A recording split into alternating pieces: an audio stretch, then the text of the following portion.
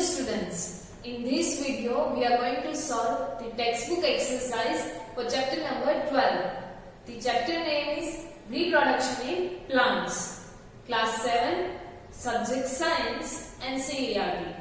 Before starting this textbook exercise, let me see the summary of this chapter, what we have seen in the previous videos of this chapter.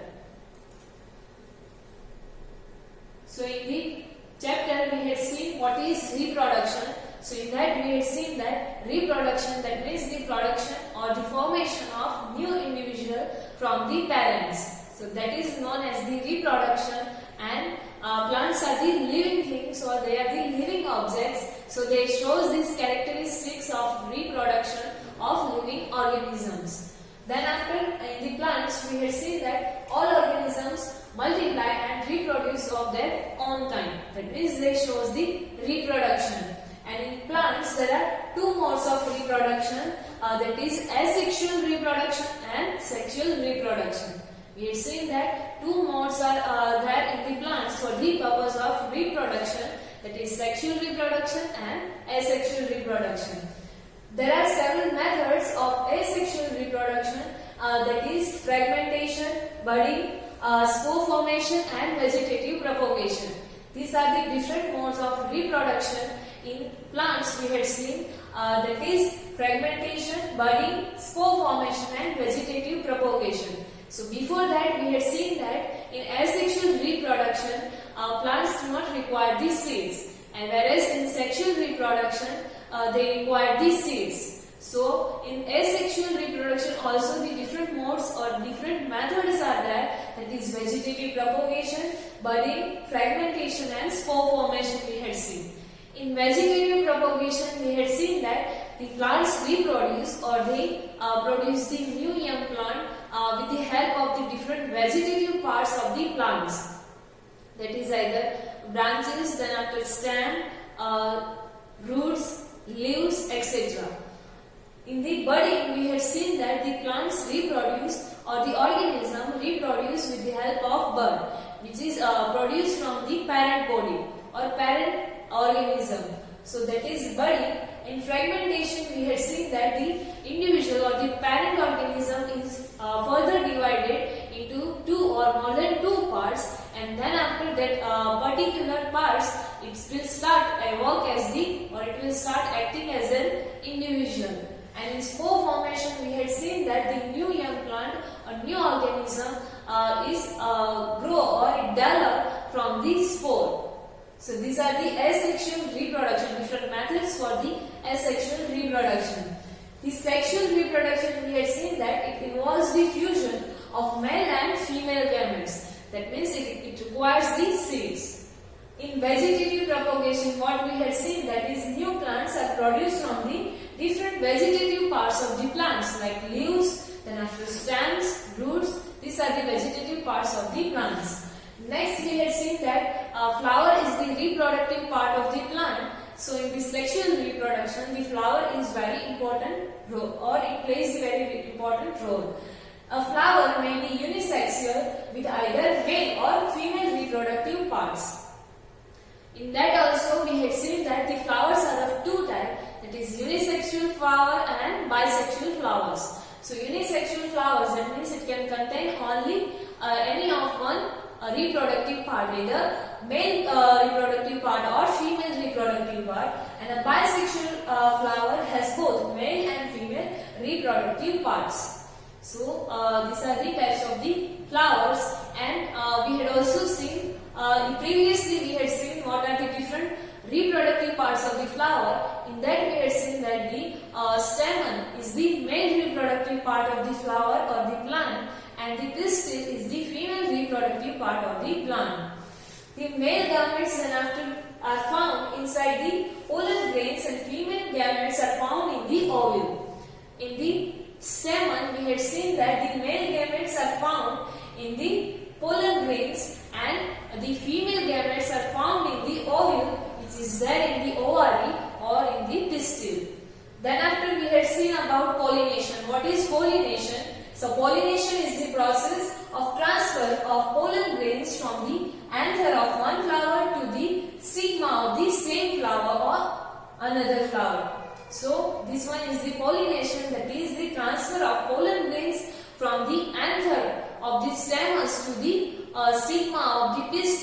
of the same flower either or another flower. So that is known as the pollination.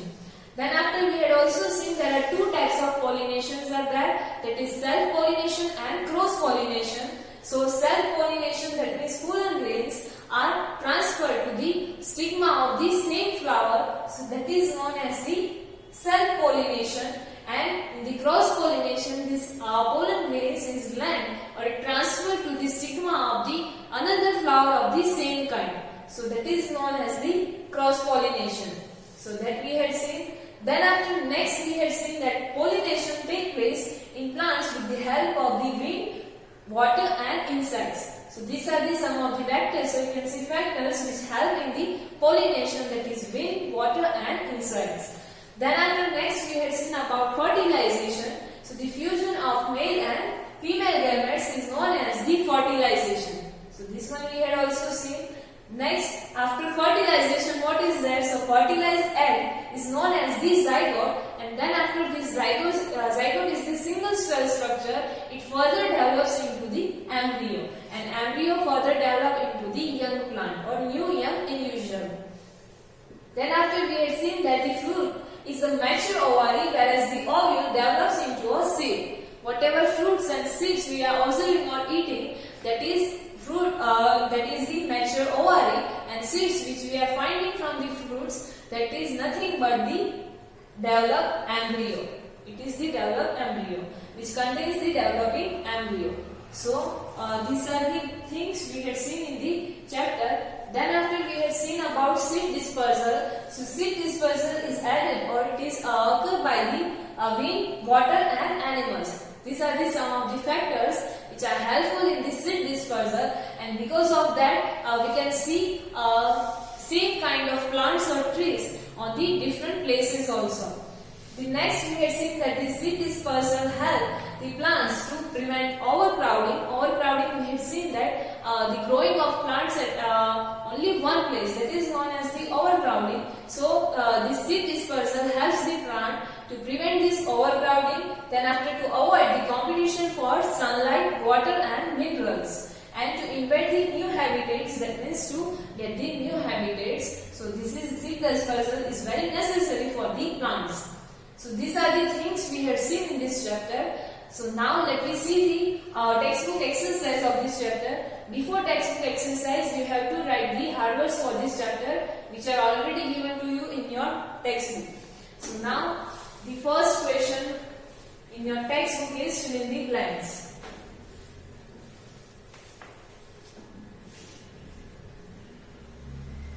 So this one is the fill in the blanks. Let me directly see with the answers. So in that first one is production of new individual from the vegetative part of a parent is called blank. The formation of new individual from the vegetative part of the plant. So it is known as the vegetative propagation. So here your answer is vegetative propagation. This is the method of asexual reproduction in which the new individual grows from the vegetative part of the parent. So that is known as the vegetative propagation. Next is a flower may have either male or female reproductive parts such as flower. Such a flower is called blank. So this kind of flower is known as the unisexual flower, which contains only one of the reproductive part, either male or female. So that is known as the unisexual flower. Next is the transfer of pollen grains from the anther to the stigma of same or of another flower of same kind is known as blank. So this process is known as the pollination. The transfer of pollen grains from anther to the stigma of same flower or the different flower of the same kind. So this process is known as the pollination. Next is the fusion of male and female gametes is termed as blank. So this fusion process is known as the fertilization. So here your answer is fertilization. Next is seed dispersal take place by means of blank, blank and blank. So here your answer is wind, water and animal. Seed dispersal in plants take place by wind, water or animals. So here these are the answers for your fill in the blanks. Then after next question is question number 2. Describe the different methods of asexual reproduction and also give the examples. different methods of asexual reproduction we had seen. So now we have to describe that. So different methods of asexual reproduction. In that first one we had seen that was vegetative propagation. What is vegetative propagation? So it is a type of asexual reproduction in which the new young plant are obtained from the vegetative parts of the plants. Like what kind of vegetative parts are there in the plants? So roots, stems, leaves and buds. These are the some of the examples of the vegetative parts of the plants. So in vegetative propagation, the plant or new individual grow from these different vegetative parts of the plant. Here in the figure it is shown to you. This is the stem or cutted stem of the rose plant. In that we had seen that from the stem also plant can grow. Then after here potato, example of potato is also shown to you, and ginger is also shown to you. From in these two cases, from the eyes a new young plant can grow. So this is the first method of asexual reproduction, that is vegetative propagation. Next method in this same, that is budding. So in this budding method, organisms such as Hydra, a bud develops as an outgrowth at one specific site.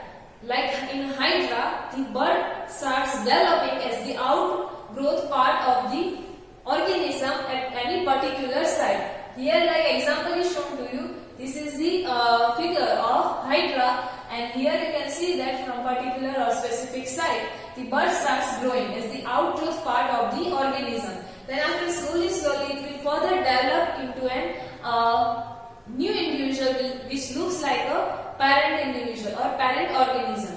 So these buds develop into an tiny individuals, and when fully matured, it deattaches from the parent body and becomes the new individual, or it behaves as an independent individual. Here you can see that from buds it starts developing, and after that it will look like tiny organism of same kind of parent, and then after it deattaches from the parent organism, and it will start working as an independent individual. Here you can see that this one is the parent Hydra and this one is the new grown or new individual Hydra. So this is how the budding takes place in the Hydra. In your textbook, the example of yeast is given to you. You can also take the example of that. Here the Hydra is given to you. This structure is known as the tentacles in the Hydra. So this one is the another method of asexual reproduction, that is budding. Now next method for the asexual reproduction, that is fragmentation.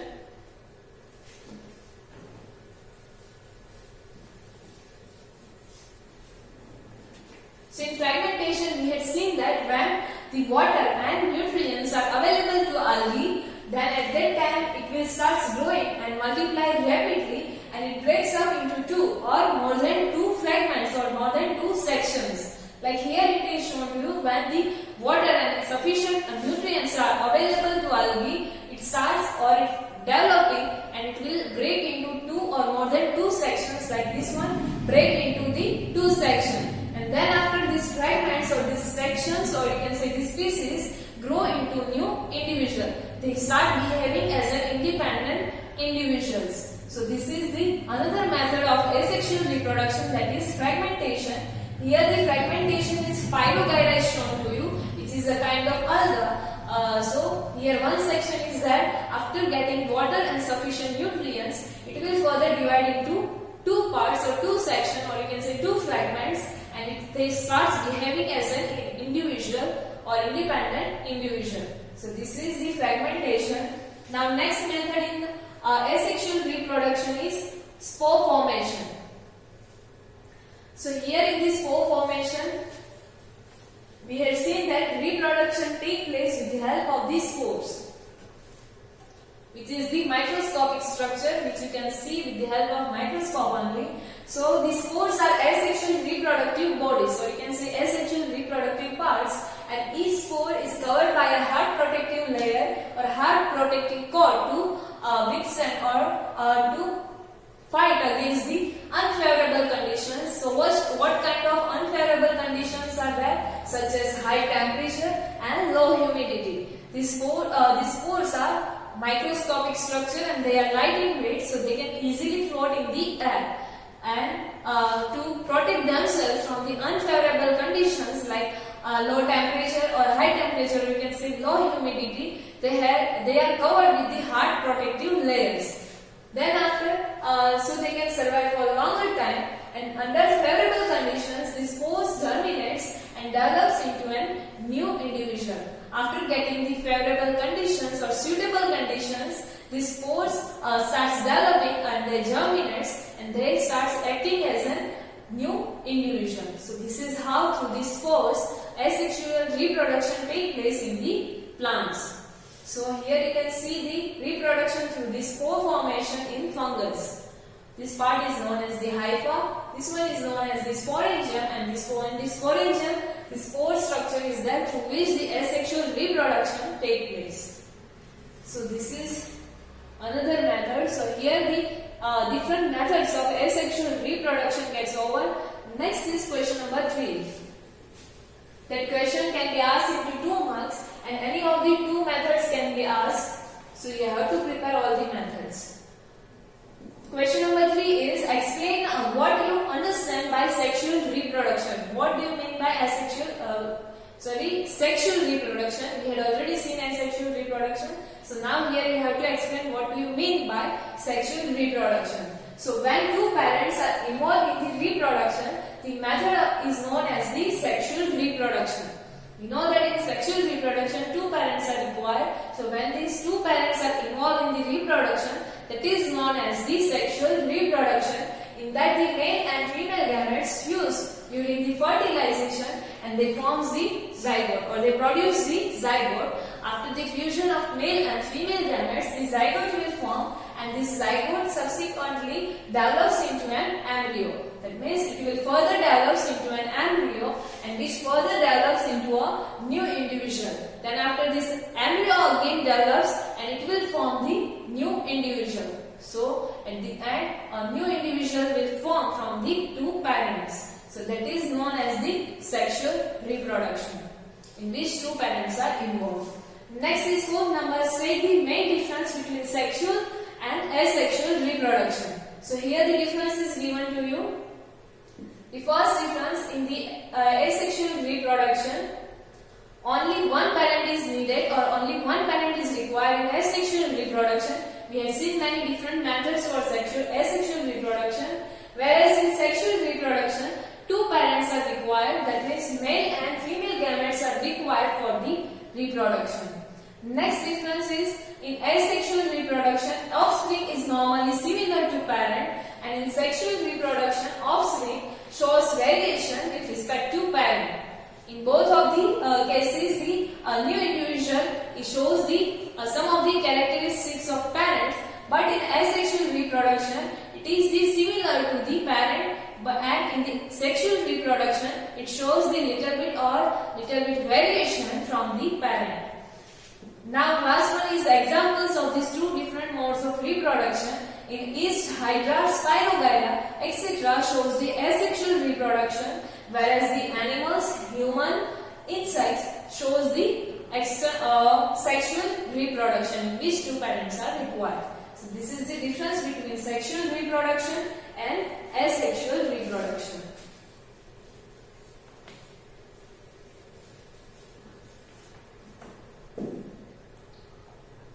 Next, 5th number, sketch the reproductive parts of a flower. Here you can directly draw the reproductive part of the flower, that is stamen, male reproductive part, and pistil, female reproductive part. Here I shows you the whole flower. So in the flower, you know that this one is the stamen, which is the male reproductive part, and in stamen also 2 different parts are there. That is anther. This above part is known as the anther, and this part is known as the filament. So both combinedly forms the stamen.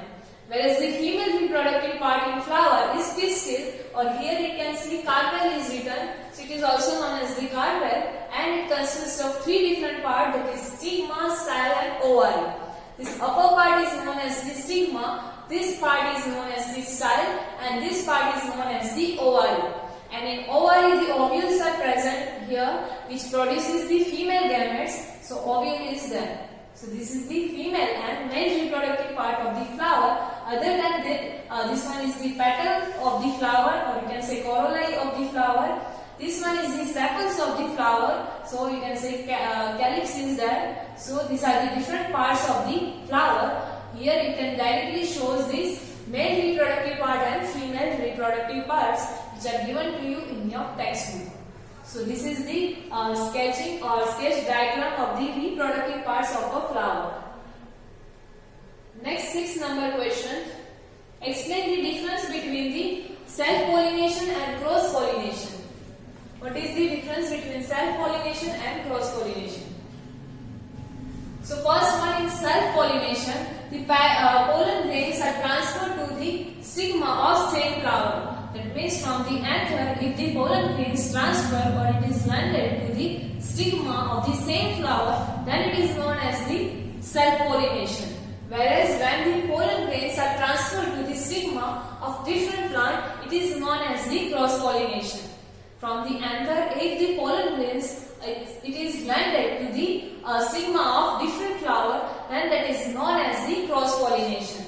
In self-pollination, the pollinating agent, that is wind, water and insects, are not required, whereas in cross-pollination, the pollinating agents such as wind, water, insect, etc. is required.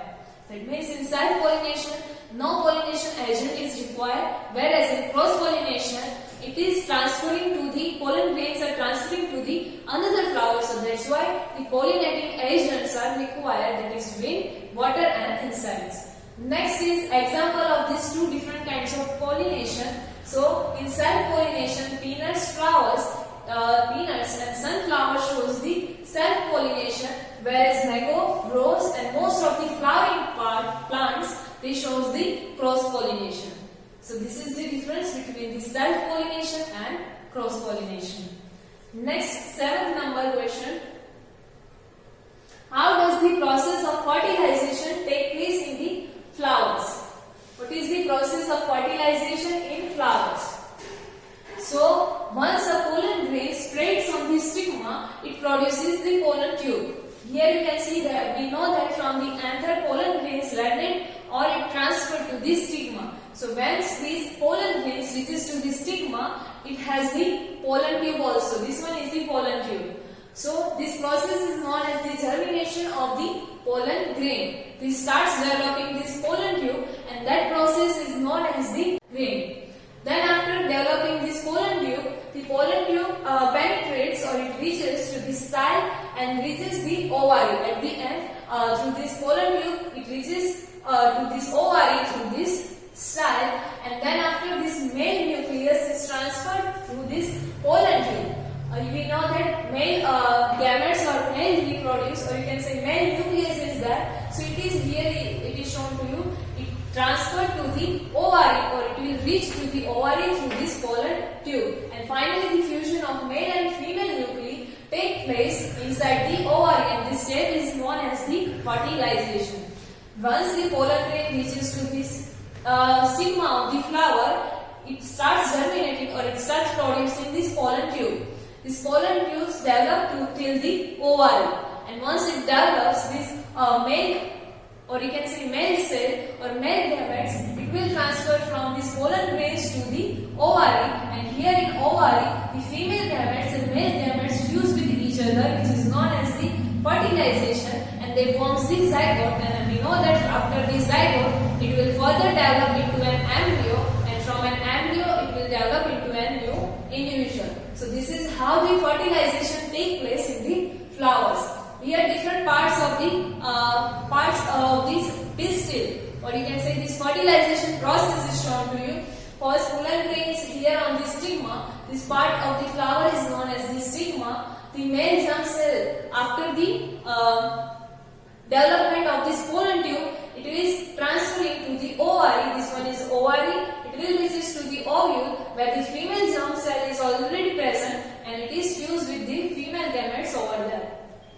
So that is known as the fertilization process in flowers. Next question is question number 8. Describe the various ways by which seeds are dispersed. What are the different methods of seed dispersal?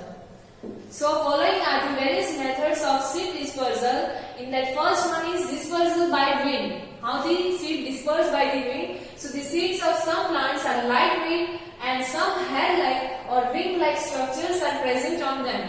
The seeds are of different types. Some has the lightweight, some has the wings-like structure, some has the hair-like structure. So these all different kinds of seeds are present on the plants. So such seeds floating on air and are thus dispersed by wind.